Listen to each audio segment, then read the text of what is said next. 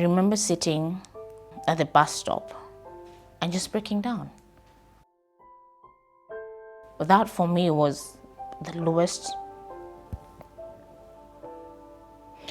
That was my lowest moment, where suddenly here you are with a condition that could probably kill you and no solution to it. At times, I was really lonely because staying indoors for like the whole day, then having severe headaches. Friends, they were really sad. I'm telling them, you come, we laugh, at least make me laugh, not to be sad. Yes. The cancer burden is rising. In Kenya, we are seeing approximately 48,000 cases every year, and it causes approximately 33,000 deaths each year. The care that you get right away from your family at home, to the care that you get from others who are complementing what the doctors are doing, help these patients actually to walk through this disease. The medical part is only one part of your journey. The more difficult one perhaps is the physical and the emotional one. So that is where Faraja comes in. Our programs are anchored around 5 main pillars, which is information, complementary therapies, we have support groups, our Crafts for Cure, and our medical fund. 15 years ago when I had breast cancer, I realized that there was a real gap in non-medical support services. So we created a really nice environment where people can come and read about their own diagnosis. And then we do complementary therapies. We do things like nutrition therapy, exercise, a lot of energy-based healing like Reiki, pranic healing. Number of breast cancer patients in particular have is lymphedema, where you have swelling on your hand. So we have a couple of therapists who come and do manual lymphatic drainage. Crafts for Cure is an art therapy program that Faraja started in 2011. So we started off with around 50 children, and then as the years progressed, at least it grew from 50 children, and now we're supporting 300 children. The only way we've known how important it is by speaking to the children themselves. So they tell us their fears. Fear of death is the first one all the time, fear of rejection, homesickness. So at least what we offer them is helping them cope.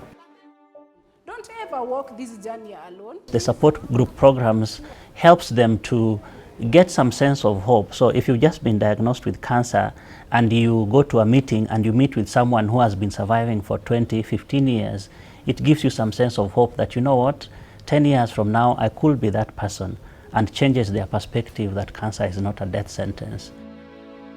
Faraja was my safe haven. It is what actually made me be able to just deal with it emotionally. The therapies that they offered more or less just deal with cancer treatment from a holistic point of view, where you're dealing with your spirituality. Are you having anxieties? Are you asking those questions, why me?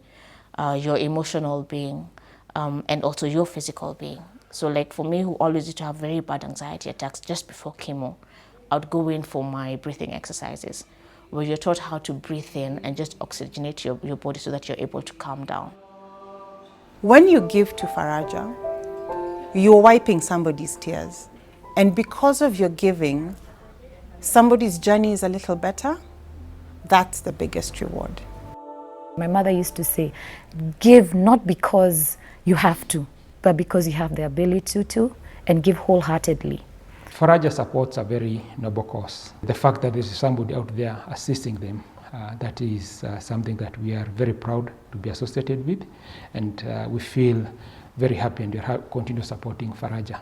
It was a perfect match in terms of what we were looking to do, which was, you know, a fund of money which was unbelievably well looked after, protected, and that the interest thereon of the equity that was originally raised would then be used to support patients.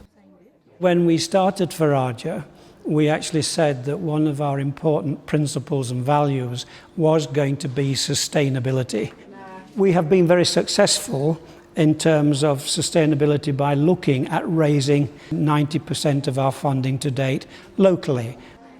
But clearly there are a lot of people overseas who would love to try and support projects like Faraja. We've been around for 8.5 years. We've probably reached more than 10,000 cancer patients. I think our biggest challenge perhaps is the reach. The way we started is within a private setup. We really want to reach out to the people who are being treated in the public hospitals. So if the government's talking about having 8 centers across Kenya, so every time they open a center, if we could have a Faraja either within that center or nearby, I think that would be fantastic.